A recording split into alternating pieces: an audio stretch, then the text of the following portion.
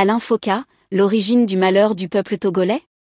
Cette question, aussi provocatrice que complexe, circule dans les esprits et les discussions, tant au Togo que dans la diaspora africaine.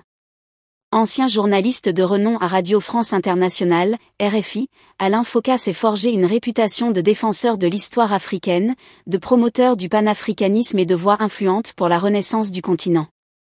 Pourtant, depuis son installation au Togo en 2023, après avoir quitté RFI, son nom est devenu synonyme de controverse. Accusé par certains d'être un mercenaire au service de la dictature de Faure Gnassingbé, Foka est perçu par d'autres comme un acteur ambigu dont les intentions restent difficiles à cerner. Ce texte explore les facettes de cette polémique, en analysant le contexte politique togolais, le rôle de Foka dans ce pays, et les répercussions de ses actions sur un peuple en quête de justice et de liberté. Un contexte togolais marqué par la souffrance. Pour comprendre pourquoi Alain Foka est au cœur d'une telle controverse, il est essentiel de replonger dans l'histoire récente du Togo. Depuis l'assassinat en 1963 de Sylvanus Olympio, premier président élu et père de l'indépendance togolaise, le pays est sous l'emprise d'une dynastie, les Gnassingbé. Gnassingbé Eyadema, arrivé au pouvoir en 1967 par un coup d'État, a instauré une dictature militaro-tribale qui a perduré jusqu'à sa mort en 2005. Son fils, Faure Gnassingbé, a pris la relève, consolidant un régime autoritaire marqué par des fraudes électorales, la répression des opposants, et une mainmise sur les ressources du pays. Malgré des richesses potentielles, notamment en phosphate, la majorité des Togolais vit dans une pauvreté extrême, avec un tiers de la population envisageant l'émigration pour fuir la misère et l'absence de perspective. Ce contexte de désespoir est aggravé par des réformes constitutionnelles controversées. En 2024, une modification de la Constitution a instauré un régime parlementaire, supprimant l'élection présidentielle au suffrage universel direct. Cette réforme, perçue comme une manœuvre pour pérenniser le pouvoir de Faure Gnassingbé, a suscité une indignation généralisée. Des manifestations ont été réprimées, des opposants emprisonnés, et des exilés politiques restent incapables de rentrer au pays. C'est dans ce climat explosif qu'Alain Foka, un Camerounais sans lien historique direct avec le Togo, est devenu une figure centrale, accusé par beaucoup d'être le cerveau derrière ces changements constitutionnels. Alain Foka, du journaliste panafricain au conseiller de l'ombre. Alain Foka, né en 1964 à Douala, au Cameroun, s'est imposé comme une icône du journalisme africain grâce à son émission Archives d'Afrique sur RFI. Avec sa célèbre maxime, nul n'a le droit d'effacer une page de l'histoire d'un peuple, car un peuple sans histoire est un monde sans âme, il a captivé des millions d'auditeurs en retraçant l'histoire des indépendances africaines et en donnant la parole à des figures du continent.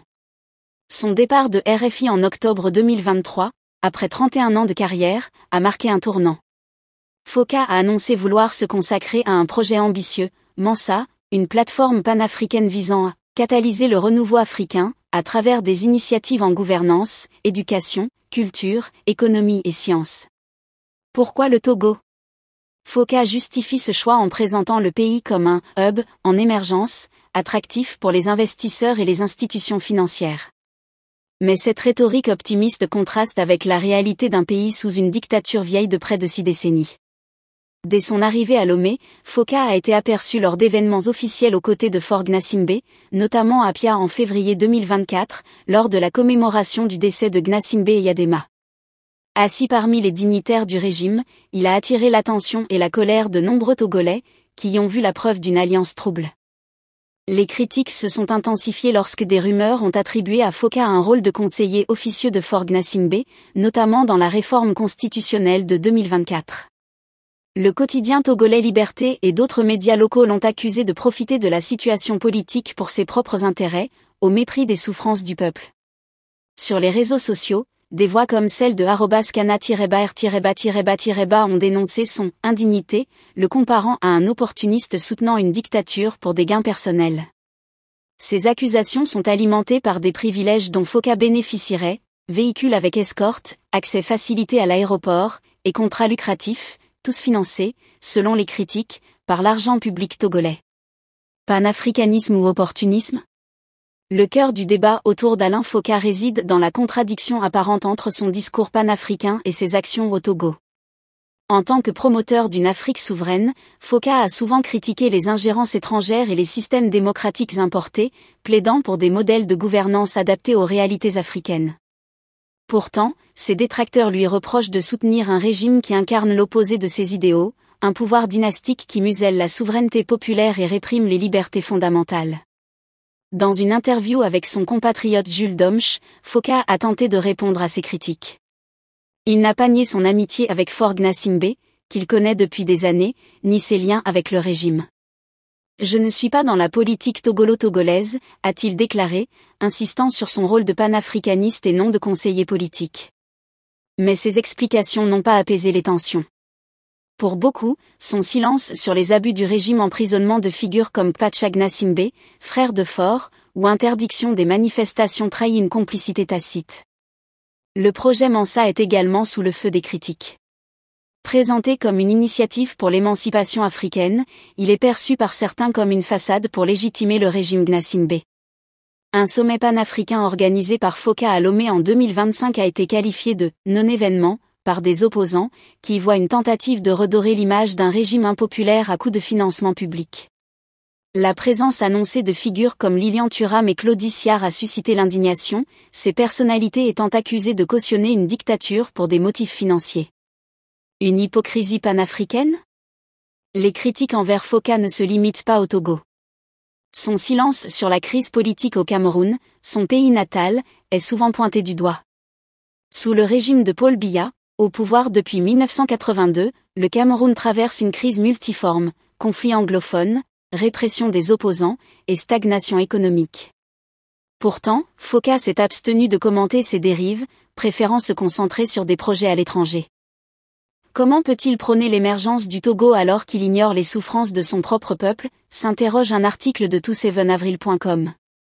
Cette apparente hypocrisie alimente les soupçons sur ses motivations.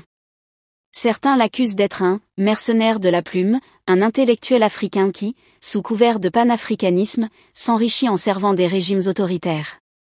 Des précédents renforcent ces soupçons. En 2016, Foka a défendu les fraudes électorales d'Ali Bongo au Gabon, et en 2018, il a tenté d'organiser un débat biaisé en faveur du régime Biya au Cameroun. Ces épisodes jettent une ombre sur son intégrité et alimentent l'idée qu'il choisit ses combats.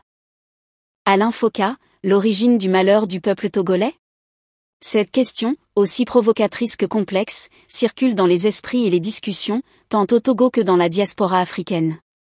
Ancien journaliste de renom à Radio France Internationale, RFI, Alain Foka s'est forgé une réputation de défenseur de l'histoire africaine, de promoteur du panafricanisme et de voix influente pour la renaissance du continent. Pourtant, depuis son installation au Togo en 2023, après avoir quitté RFI, son nom est devenu synonyme de controverse. Accusé par certains d'être un mercenaire au service de la dictature de Faure Gnassingbé, Foka est perçu par d'autres comme un acteur ambigu dont les intentions restent difficiles à cerner. Ce texte explore les facettes de cette polémique, en analysant le contexte politique togolais, le rôle de Foka dans ce pays, et les répercussions de ses actions sur un peuple en quête de justice et de liberté. Un contexte togolais marqué par la souffrance. Pour comprendre pourquoi Alain Foka est au cœur d'une telle controverse, il est essentiel de replonger dans l'histoire récente du Togo. Depuis l'assassinat en 1963 de Sylvanus Olympio, premier président élu et père de l'indépendance togolaise, le pays est sous l'emprise d'une dynastie, les Gnassingbé. Gnassingbé Eyadema, arrivé au pouvoir en 1967 par un coup d'État, a instauré une dictature militaro-tribale qui a perduré jusqu'à sa mort en 2005. Son fils, Faure Gnassingbé, a pris la relève, consolidant un régime autoritaire marqué par des fraudes électorales, la répression des opposants, et une mainmise sur les ressources du pays. Malgré des richesses potentielles, notamment en phosphate, la majorité des Togolais vit dans une pauvreté extrême, avec un tiers de la population envisageant l'émigration pour fuir la misère et l'absence de perspectives. Ce contexte de désespoir est aggravé par des réformes constitutionnelles controversées. En 2024, une modification de la Constitution a instauré un régime parlementaire, supprimant l'élection présidentielle au suffrage universel direct. Cette réforme, perçue comme une manœuvre pour pérenniser le pouvoir de Faure Gnassingbé, a suscité une indignation généralisée. Des manifestations ont été réprimées, des opposants emprisonnés, et des exilés politiques restent incapables de rentrer au pays. C'est dans ce climat explosif qu'Alain Foka, un Camerounais sans lien historique direct avec le Togo, est devenu une figure centrale, accusé par beaucoup d'être le cerveau derrière ces changements constitutionnels. Alain Foka, Du journaliste panafricain au conseiller de l'ombre. Alain Foka, né en 1964 à Douala, au Cameroun, s'est imposé comme une icône du journalisme africain grâce à son émission Archives d'Afrique sur RFI. Avec sa célèbre maxime, nul n'a le droit d'effacer une page de l'histoire d'un peuple, car un peuple sans histoire est un monde sans âme, il a captivé des millions d'auditeurs en retraçant l'histoire des indépendances africaines et en donnant la parole à des figures du continent. Son départ de RFI en octobre 2023, après 31 ans de carrière, a marqué un tournant. Foka a annoncé vouloir se consacrer à un projet ambitieux, Mensa, une plateforme panafricaine visant à catalyser le renouveau africain, à travers des initiatives en gouvernance, éducation, culture, économie et sciences. Pourquoi le Togo? Foka justifie ce choix en présentant le pays comme un « hub » en émergence, attractif pour les investisseurs et les institutions financières. Mais cette rhétorique optimiste contraste avec la réalité d'un pays sous une dictature vieille de près de 6 décennies. Dès son arrivée à Lomé, Foka a été aperçu lors d'événements officiels aux côtés de Faure Gnassingbé, notamment à Pia en février 2024, lors de la commémoration du décès de Gnassingbé Eyadema. Assis parmi les dignitaires du régime, il a attiré l'attention et la colère de nombreux Togolais, qui y ont vu la preuve d'une alliance trouble. Les critiques se sont intensifiées lorsque des rumeurs ont attribué à Foka un rôle de conseiller officieux de Faure Gnassingbé, notamment dans la réforme constitutionnelle de 2024. Le quotidien togolais Liberté et d'autres médias locaux l'ont accusé de profiter de la situation politique pour ses propres intérêts, au mépris des souffrances du peuple. Sur les réseaux sociaux, des voix comme celle de @kana-r-ba-ont dénoncé son « indignité », le comparant à un opportuniste soutenant une dictature pour des gains personnels. Ces accusations sont alimentées par des privilèges dont Foka bénéficierait, véhicules avec escorte, accès facilité à l'aéroport, et contrats lucratifs, tous financés, selon les critiques, par l'argent public togolais. Panafricanisme ou opportunisme? Le cœur du débat autour d'Alain Foka réside dans la contradiction apparente entre son discours panafricain et ses actions au Togo.